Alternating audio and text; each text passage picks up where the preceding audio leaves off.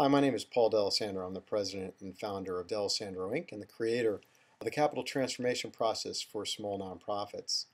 Today I want to talk to you about a visit I had with an executive director earlier today. It's not uncommon to hear what I was told today, and it's something that more and more nonprofits will have to deal with. And that is, what do we do with the cutbacks in federal and state funding to our organization? For years, we've been telling our clients not to be dependent on the federal government or the state government to support their organizations. You need a diversified revenue stream to exist in today's nonprofit environment. We've seen this coming for years, and we don't see it improving anytime soon, especially with the fact that 80% to 90% of the money that's given in this country comes from individuals.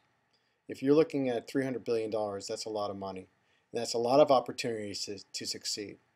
Now here's her challenge. She has a $1.5 million budget, and she's losing $750,000 of her budget by September. She's made the cutbacks in personnel that she needs to make, but now she's left with, how do I get back to where I need to be? How do I raise that money? And what do I need to do to continue the operations of this organization?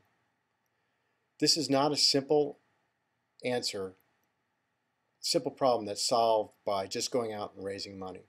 You have to take a full look at the organization and put in some structures in place that will help you succeed well into the future. So what we counseled her to do was two things.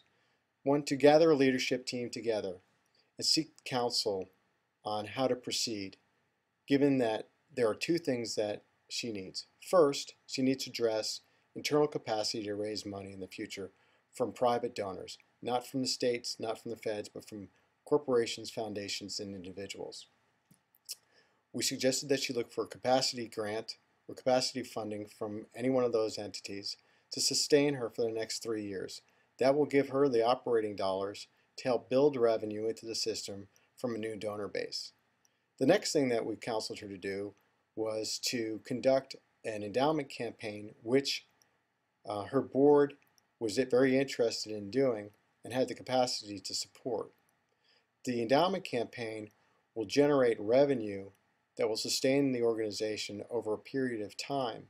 That, alongside of the building of a development office that can raise money long into the future, will help sustain the organization and win the support of donors. Part of the problems that most nonprofits have right now, though, is trying to find good development people who know how to raise money. I caution you, as you look to find development directors, not to find somebody who you like, someone who's good with people, but someone who has the talent to win relationships and make a case for support that will earn donor dollars for your organization. I often tell our clients, I can teach the skill set for successful fundraisers, but the talent is something that is innate in some individuals and not in all individuals. Some executive directors just will never make great fundraisers because of the nature of the personalities. That's okay as long as we find the right person to come alongside them to help them succeed in their fundraising endeavors.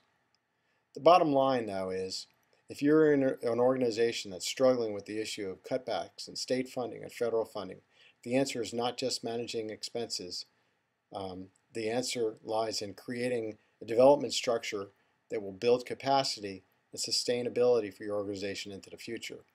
The donors want to see this. They will not support something that's going to live a short life into the future.